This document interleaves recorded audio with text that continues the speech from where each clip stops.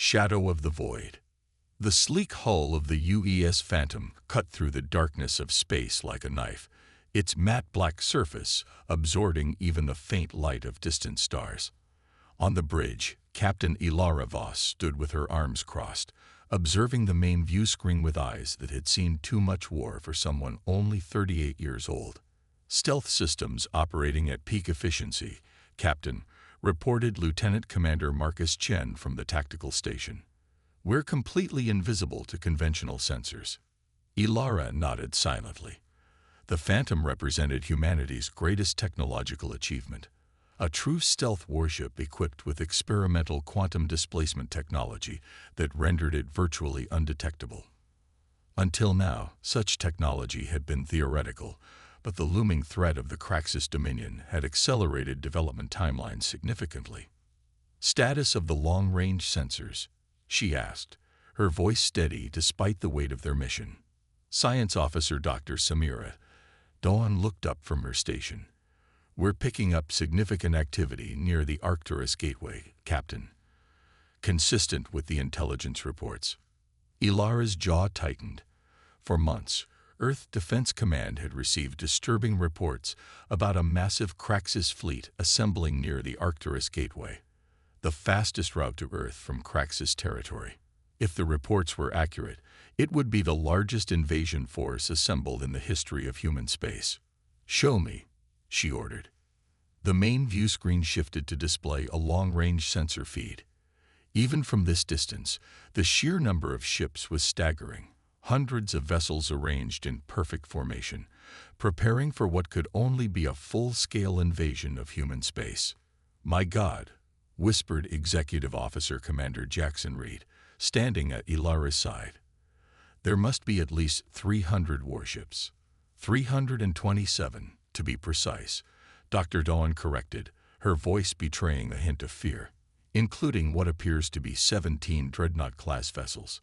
Earth's defense fleet only has 4. Ilara studied the display, her mind racing through calculations and possibilities. The Phantom was a marvel of engineering, but it was still just one ship, designed for reconnaissance and surgical strikes, not taking on an entire fleet. "They outnumber our combined fleets by more than 3-1, Reed said, stating the obvious. "Even if we recall every ship to defend Earth, we don't stand a chance." "Maybe we don't need to match them ship for ship," Ilara replied, an idea forming in her mind. "Lieutenant Commander Chen, what's the status of our prototype quantum torpedoes?" Chen consulted his display. "We have 8 loaded and ready, Captain. They're untested in actual combat conditions, but simulations suggest each could disable a capital ship by disrupting their power systems." 8 against 300, Reed muttered. "Those aren't promising odds." Ilara turned to face her crew, determination hardening her features. "The Craxus rely on rigid command structures and centralized control. Their fleet movements are coordinated through their command ships. If we can take out those command vessels, we might be able to throw their entire fleet into disarray." "With respect, Captain," Chen interjected, "even with our stealth systems, getting close enough to their command ships would be nearly suicidal. Their defensive screen is layered too deeply." A faint smile crossed Ilara's face. "That's why we're not going to approach from the outside. We're going to let them take us right into the heart of their formation." Silence fell over the bridge as her words sank in. It was Reed who finally spoke. "You want to hide among them, Captain. That's crazy, perhaps, but our quantum displacement drive doesn't just make us invisible to sensors. It allows us to occupy the same space as another object momentarily without interaction. We could literally hide inside one of their own ships." Dr. Dawn's eyes widened. The phase-shifting capabilities of the drive were only tested in controlled conditions with small objects. Using it to merge with a Craxus warship is extremely dangerous. The energy requirements alone would drain our reserves, yes, Ilara acknowledged. But it would also give us a chance to strike at the heart of their fleet. "Lieutenant Commander Chen, identify their command vessels." Chen worked his console quickly. Based on communication patterns and energy signatures, I've identified 3 primary command ships. The largest appears to be the Dreadnought in the center of their formation, likely their flagship. Perfect. Ilara returned to the view screen, studying the massive Kraxus vessel. That's our target. We'll use the quantum displacement drive to phase inside their defensive perimeter, then deliver our quantum torpedoes directly to their command ships. The plan was audacious, perhaps even foolhardy. But as Ilara looked at her crew, she saw not just fear, but resolve. Humanity stood on the precipice of annihilation. Conventional tactics wouldn't save them now. Plot a course that will intercept the Kraxus fleet, she ordered, and prepare the quantum displacement drive for extended operation. We need to get as close as possible before they detect us. As the Phantom accelerated toward its target, Ilara retreated to her ready room to record what might be her final log entry. The weight of humanity's survival pressed down on her shoulders like a physical force. Captain's log, UES Phantom. We've confirmed reports of a massive Kraxus invasion fleet preparing to enter human space. Conventional defense is impossible given their numbers. I've made the decision to attempt an infiltration of their fleet using our experimental stealth technology. If successful, we may be able to disrupt their command structure enough to buy Earth time to prepare additional defenses. If we fail, she paused, drawing a deep breath. If we fail, this log may serve as the final warning to Earth of what's coming. Over the next 72 hours, the Phantom closed the distance to the Kraxus fleet, making minute course corrections to avoid detection. The crew worked in shifts to prepare the ship's systems for what would be their greatest test, the quantum torpedoes, each one representing years of research and resources Earth could ill afford to waste, were carefully calibrated for maximum effect.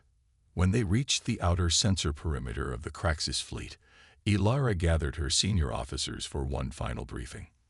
"We'll have one chance at this," she explained, indicating the holographic display of the Kraxus formation. "Once we activate the quantum displacement drive to its full capacity, we'll have approximately 12 minutes before we need to revert to normal space or risk drive failure. During that time, we need to position ourselves within the Kraxus flagship, identify their command center, and deploy our torpedoes where they'll do the most damage." And then, Reed asked the question on everyone's mind. "And then we run," Ilara replied honestly. "The moment we fire, our position will be compromised. The displacement drive won't have enough power for another extended phase shift, so we'll need to rely on conventional stealth and speed to escape." Silence filled the room as each officer contemplated the slim chances of success and the even slimmer chances of survival. "I won't order any of you to participate in this mission," Ilara continued. "Its nature goes beyond the bounds of standard duty.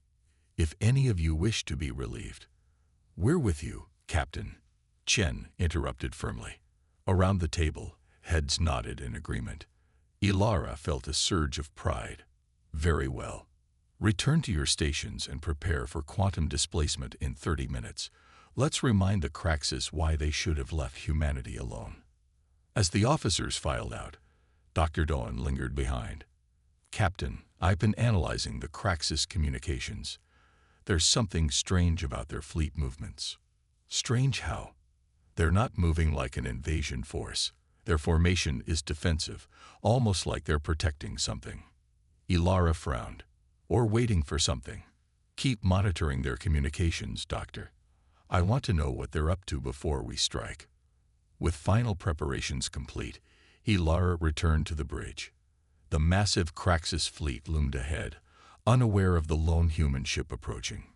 "Quantum displacement drive ready, Captain," reported Chief Engineer Commander Toril Iquim over the comm. "All hands, secure for quantum displacement," Ilara ordered. "Tactical, lock coordinates on the Kraxus flagship. Let's make history." As the quantum displacement drive engaged, the bridge illuminated with an eerie blue glow. The stars on the view screen seemed to stretch and distort as the Phantom slipped partially out of normal spacetime. "Displacement field stable," Iquim reported. "We have 11 minutes and 40 seconds of operational time." "Take us in," Ilara commanded, her eyes fixed on the approaching Kraxus fleet that would soon surround them completely. The Phantom glided forward, passing through the outer defensive screen of the Kraxus fleet like a ghost. Smaller enemy vessels passed by, sometimes through them, their sensors detecting nothing as the human ship penetrated deeper into the heart of the enemy formation. As they approached the massive Kraxus flagship, Ilara felt a moment of doubt. Were they about to deliver a decisive blow for humanity, or were they sacrificing themselves for nothing? Only time would tell. Silent vengeance. The Phantom slipped through the hull of the Kraxus flagship as if it were mist, the quantum displacement drive bending reality around the human vessel. On the bridge, the crew watched in awe as the interior structure of the alien ship materialized around them, visible through their sensors, but unable to interact with the Phantom while the drive remained active. 9 minutes of displacement remaining, Captain. Equim reported from engineering, strain evident in his voice. Maintaining the field was taking a toll on both the ship's systems and the crew who operated them. Begin internal scan, Ilara ordered. Find me their command center. Dr. Doan worked her console rapidly. The Kraxus ship architecture is unlike anything we've seen before. It's almost organic in nature. Energy flows are distributed, not centralized. That doesn't match our intelligence, Reed noted with concern. All previous encounters indicated hierarchical command structures. Focus on communication nodes, Ilara suggested. Follow their information flow. As the Phantom drifted deeper into the alien vessel, strange patterns began to emerge. The Kraxus ship was enormous, nearly 2 kilometers in length, and filled with technology that defied human understanding. I've located something, Dawn announced after tense minutes of scanning. There's a central chamber with significant energy readings and multiple communication pathways converging. It could be their equivalent of a bridge. How far? Ilara asked. Approximately 300 meters ahead, slightly port. Take us there, Lieutenant Harrison. Ilara instructed the helm officer. Weapons, prepare quantum torpedoes for proximity detonation. As the Phantom maneuvered through the alien vessel, passing through bulkheads and chambers without resistance, Ilara couldn't shake a growing sense of unease. The interior of the Kraxus flagship seemed eerily deserted for a vessel of its size. Captain, I'm detecting unusual energy patterns throughout the ship, Doan reported, her voice hesitant. They're similar to our quantum displacement field, but more stable. Ilara frowned. They have displacement technology too. Not exactly, but there's definitely some space-time manipulation happening. And Captain, I'm barely detecting any life signs aboard. Before Ilara could process this disturbing information, Lieutenant Commander Chen called out from Tactical. We've reached the central chamber, Captain. The view screen shifted to show a massive spherical room filled with pulsating crystalline structures. At the center floated what appeared to be a single Kraxus being, tall, insectoid, and surrounded by a web of light that connected to the ship's systems. What am I looking at, Doctor? Ilara asked quietly. I believe it's a symbiotic interface, Doan replied, fascination overriding her fear. The Kraxus isn't commanding the ship, it's part of it. 6 minutes of displacement remaining, Equim warned over the comm. Ilara made her decision. Deploy 2 quantum torpedoes, minimal yield. Let's see what happens when we disrupt their command interface. Chen programmed the weapons quickly. Torpedoes ready, Captain. Fire. The torpedoes phased out of the displacement field as they launched, transitioning into normal space within the Kraxus chamber. They detonated simultaneously, their quantum disruption waves tearing through the crystalline structures and the energy web surrounding the Kraxus controller. The effect was immediate and unexpected. Instead of merely damaging the command center, the quantum disruption cascaded throughout the entire Kraxus vessel. Systems began failing in chain reactions, and the ship's very structure seemed to destabilize. We hit something critical, Chen reported, eyes wide as he watched his displays. The quantum torpedoes interacted with their own space-time technology. It's causing a system-wide collapse. Multiple energy surges detected. Dawn added urgently. The disruption is spreading to nearby Craxus vessels through some kind of quantum entanglement network. Ilara watched in astonishment as the collapse propagated outward. The Craxus fleet had been linked in ways human intelligence never detected, each ship connected to the others through their strange technology, forming a single massive entity rather than individual vessels. "Get us out of here," Ilara ordered. "Full power to conventional drives once we clear the flagship." 4 minutes remaining on displacement, Equim reminded them as the Phantom accelerated away from the collapsing center of the Craxus vessel. Around them, the alien ship began to fold in upon itself, space distorting in ways that defied physics.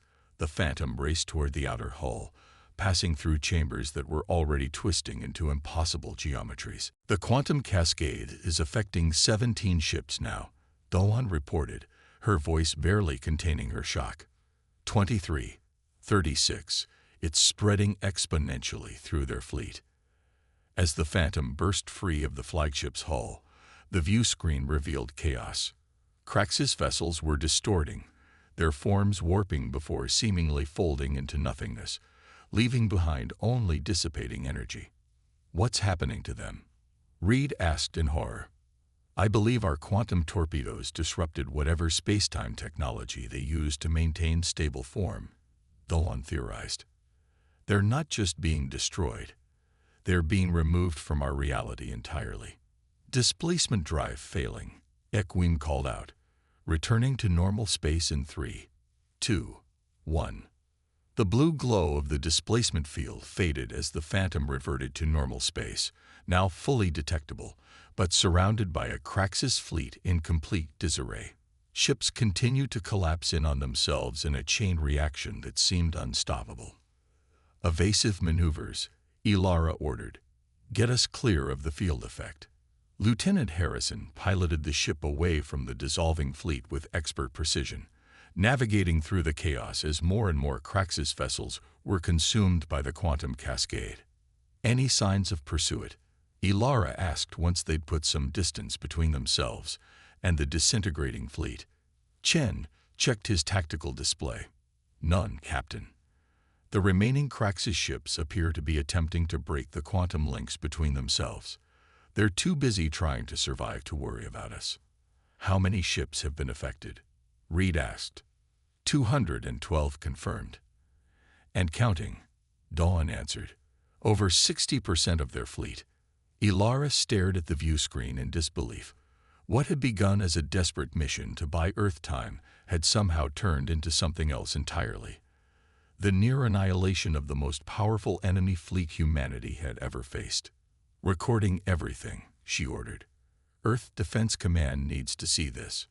As the remaining Craxus vessels scattered in panic, fleeing the quantum cascade that had devastated their fleet, the Phantom maintained its position at a safe distance, observing and documenting.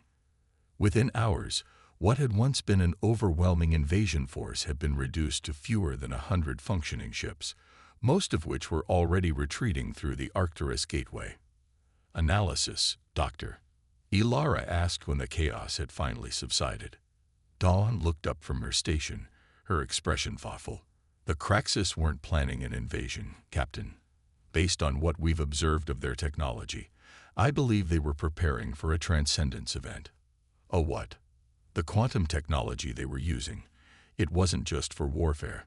They were attempting to evolve beyond physical form, to ascend to a higher state of existence. Our torpedoes disrupted that process at a critical juncture, creating a backflow that collapsed their space-time manipulation field." Ilara considered this information.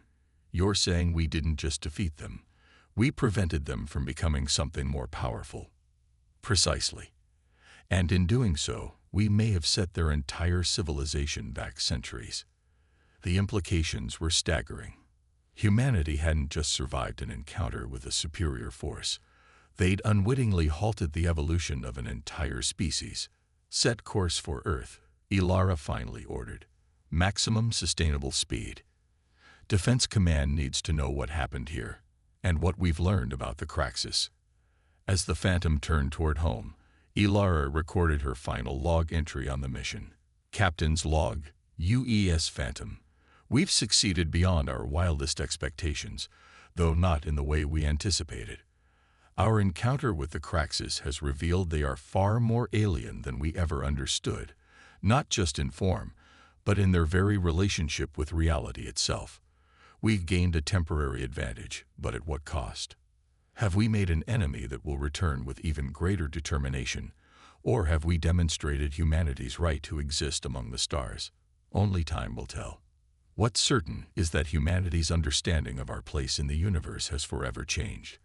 We are not alone, and the rules of existence are far stranger than we ever imagined.